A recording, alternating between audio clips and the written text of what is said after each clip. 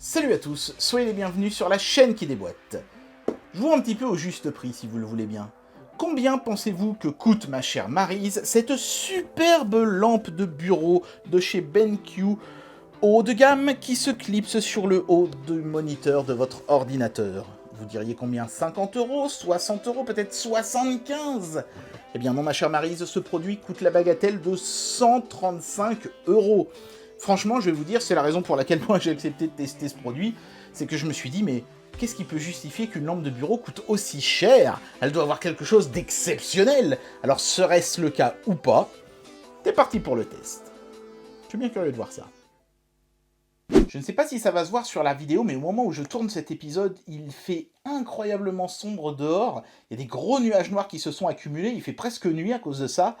C'est un peu flippant, je me demande s'il va pas y avoir un très gros orage, on verra bien. Bon, l'obscurité ne devrait pas être un problème, puisqu'aujourd'hui, ça tombe bien, on teste une lampe de bureau, donc, dont la particularité est de se clipser au-dessus du moniteur de votre ordinateur. C'est pour ça que le produit s'appelle la Screen Bar Plus e-Reading Lamp de chez BenQ. BenQ, c'est une marque qui est connue pour ses moniteurs PC, qui en général ont plutôt un bon rapport qualité-prix, et en plus, ils ont un chouette logo en forme de rognon, et moi j'adore ça, les rognons sauce madère, donc déjà, ils partent avec un certain avantage, ça c'est bien. Donc ça fonctionne en se branchant à l'USB, ça détecte automatiquement la luminosité ambiante pour adapter celle de la lampe, on peut régler la puissance de la lampe et la température des blancs. Et tout ça va se faire au moyen de ce petit variateur qui vient se brancher derrière la lampe. Voilà. Bon, à l'arrière du produit, on peut voir que la notice est déjà presque intégralement imprimée sur l'arrière de l'emballage, donc vous n'aurez pas grand-chose à faire d'autre qu'à lire ce qui est marqué ici derrière. Par contre, tout est soit en anglais, soit en chinois. Hein. C'est étonnant, parce que ce produit vient d'Amazon France, mais même à l'intérieur, la notice n'est pas traduite. On va la sortir, d'ailleurs, cette lampe de son emballage.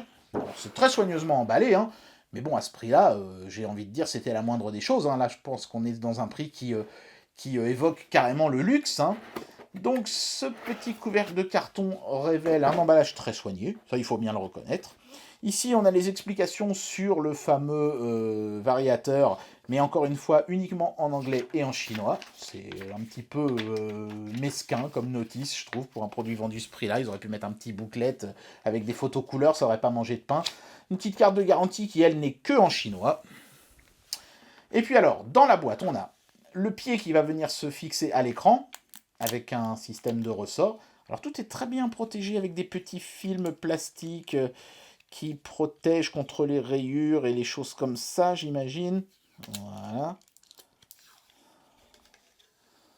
Hop là, regardez-moi ça. Ah, c'est vrai qu'il faut reconnaître que c'est magnifique. C'est très très beau, les finitions sont top, le petit logo BenQ là au milieu d'un petit machin qui évoque un peu un disque vinyle. Ici, on a une sorte de plastique un peu adhésif qui permet, j'imagine, de bien positionner le truc sur l'écran. Le ressort est assez soft, ça va, ça fait pas un vilain bruit ou des choses comme ça. Et donc c'est qu'ici, quand on vient clipser la petite lampe, lampe qui est en fait un tube en aluminium. On peut voir ici la prise qui est du micro USB. À ce prix-là, ils auraient pu mettre de l'USB type C quand même. Et puis ici, on voit, alors si on regarde attentivement, on voit d'ailleurs la bande de LED qui va être utilisée et qui alterne en fait. Je vais essayer de faire le point dessus, mais c'est pas évident, elle est très proche. Voilà. Entre des LED blanches froides et des LED blanches chaudes pour pouvoir varier justement la chaleur du blanc généré. Mais qu'on puisse voir la bande de LED, je trouve que c'est pas terrible, c'est pas très joli déjà d'une. Et puis, je sais pas, ils auraient pu mettre un verre dépoli, comme ça on n'aurait rien vu. En plus, ce verre, je sais pas si ça va se voir à la caméra, mais il a un petit peu de jeu. Décidément, la caméra, elle n'a pas envie de faire le point dessus, voilà. Elle bouge un petit peu, la vitre. Pour un produit vendu ce prix-là, ouais, on entend, hein. Elle bouge, la vitre. Pour un produit vendu ce prix-là, ce genre de petits détails, ça fait un peu tâche quand même, hein. Et puis, on a le variateur. Je pense que c'est là-dedans que se trouve presque toute la technologie du truc.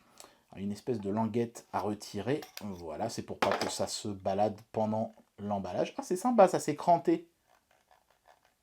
Je sais pas si vous entendez. Je vais faire près du micro. Ça, j'aime bien. Parce que ça permet de faire des réglages plus précis, je trouve, quand c'est cranté. Donc ici, on peut activer ou désactiver, si j'ai bien compris, le capteur de luminosité ambiante. Et ici, on choisira de régler soit la puissance, soit la chaleur de la lampe, et puis une fois qu'on a fait sa petite sélection, on tourne le bouton, et ça va faire ce que ça doit faire sur la lampe. Bien sûr, je vais vous faire une petite démonstration tout de suite. Voilà, donc là j'ai fixé la lampe sur un PC portable, parce que c'est pratique après tout, hein, ça permet aussi d'éclairer le clavier dans ce cas de figure-là, même si chez BenQ, eux, ils ont plutôt pensé le truc pour être utilisé sur un moniteur, les deux configurations sont tout à fait acceptables. Mais déjà, le fait d'avoir installé ça m'a fait prendre conscience d'un premier truc qu'il faut bien avoir compris, c'est plutôt pour lire des bouquins ou des choses comme ça, une telle lampe, parce que en définitive, hein, en fin de compte, vous n'allez pas pouvoir l'orienter, par exemple, pour éclairer de manière plus large ou des choses comme ça. Ça éclairera vraiment là où se trouve votre écran, un petit peu devant, et puis c'est tout. Donc il faut bien avoir compris ça. Face à une vraie lampe de bureau, on est déjà donc là face à une forme d'inconvénient, on pourrait presque dire, même si bon, c'est le principe du produit qui veut ça, donc ne commençons pas à être de mauvaise foi.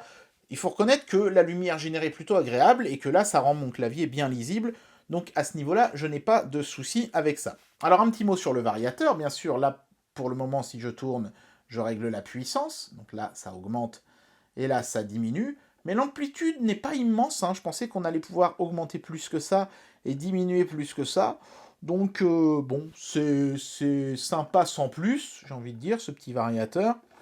Voilà, et si j'appuie sur le bouton ici, tac, vous voyez, le voyant, là, il a changé de position, et maintenant, je change la température. Là, je suis plus froid, et là, je suis plus chaud. Donc, on va essayer de mettre à fond et de varier la température. Ça se verra mieux. Là, je suis chaud, et là, je suis froid. Ça, par contre, c'est plutôt pas mal. Ça va d'un blanc vraiment froid à un blanc vraiment bien chaud sans virer dans l'orangé absurde. C'est bien. Ça, par contre, j'ai rien à dire là-dessus. Mais on aurait envie de le tourner plus, ce bouton-là, et le fait qu'il y ait finalement assez peu d'amplitude, c'est presque décevant. Mais bon, c'est le système qui veut ça. Et donc maintenant, si... Alors attendez, je vais essayer de me remettre sur un blanc un petit peu plus intermédiaire. Voilà. Si maintenant j'appuie sur ce bouton-là, hop, vous voyez, le bouton s'est illuminé, et maintenant, la luminosité est supposée être automatique. Donc ça veut dire que si par exemple je cache ça, ça devrait s'assombrir. Ouais, il a peut-être remarqué que je l'avais simplement obstrué. Je vais essayer de braquer une lampe dessus.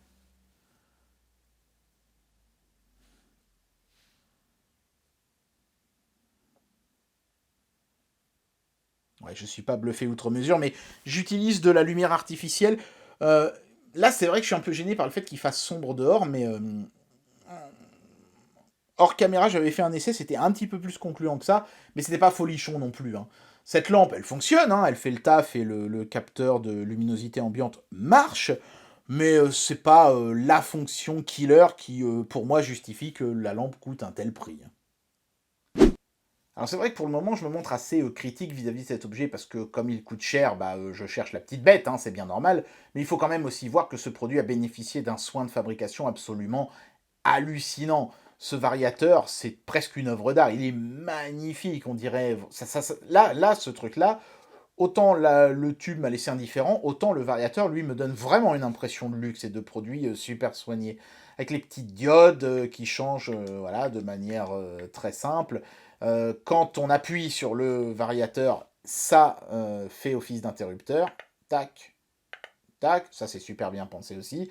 Et puis dès que je vais faire un réglage manuel, ça va désactiver le réglage automatique avec le capteur. Hop, vous voyez, là j'ai à peine tourné d'un cran que automatiquement ça s'est désactivé. Et maintenant, bah, je fais mon réglage à la petite main, hop, avec le variateur. Donc voilà, vous avez le choix entre laisser la lampe se démerder toute seule en automatique, ou faire les réglages vous-même à la main. Et il faut reconnaître quand même que c'est quand même une lampe agréable et super bien construite. Ça, c'est indéniable. Et bien voilà, j'en arrive à la conclusion de cette vidéo, et je vais donner une note à ce produit. Je peux pas vraiment dire que BenQ m'ait bluffé avec ce produit, non pas parce qu'il est mauvais, hein, c'est un excellent produit, il est magnifique, hein, franchement, moi je reçois ça sous le sapin à Noël, je suis content par exemple. Mais ce qui m'a laissé dubitatif vis-à-vis de cet objet, c'est son prix. 135 €, c'est beaucoup trop cher pour ce que c'est. C'est une lampe de bureau qu'on ne peut même pas réorienter comme on le voudrait. Certes, elle ne prend absolument pas de place sur le bureau, à part pour le variateur ici. Certes, on peut s'en servir sans écran, si on le souhaite. Vous voyez, là, je l'ai branché à une powerbank et ça marche très bien. Mais 135 € pour un produit comme ça, je n'arrive pas à comprendre pourquoi. C'est vraiment excessivement cher. J'avais déjà testé des lampes de bureau, hein, bon, plus classiques, hein, qui se posaient sur le bureau, qui permettaient de faire varier les blancs et la puissance. Alors ok, c'était pas automatique, mais néanmoins on pouvait le faire manuellement assez précisément, et en plus avec des contrôles tactiques qui manquaient pas d'une certaine élégance.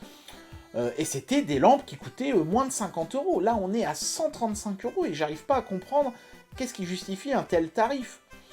Il y a des petits défauts de conception, sur un produit à 135 €, c'est quand même emmerdant. Pour ça, moi, j'enlève une étoile, je suis désolé, mais je suis obligé d'être sévère. Et puis même après, sur le produit final, je suis resté sur ma faim. J'ai pas eu l'impression d'en avoir pour 135 €. Un truc tout bête, par exemple. Cette lampe se branche en USB au PC. Le PC que j'ai utilisé tout à l'heure n'a que 2 prises USB. Ça veut dire que si je branche la lampe, il m'en reste plus qu'une.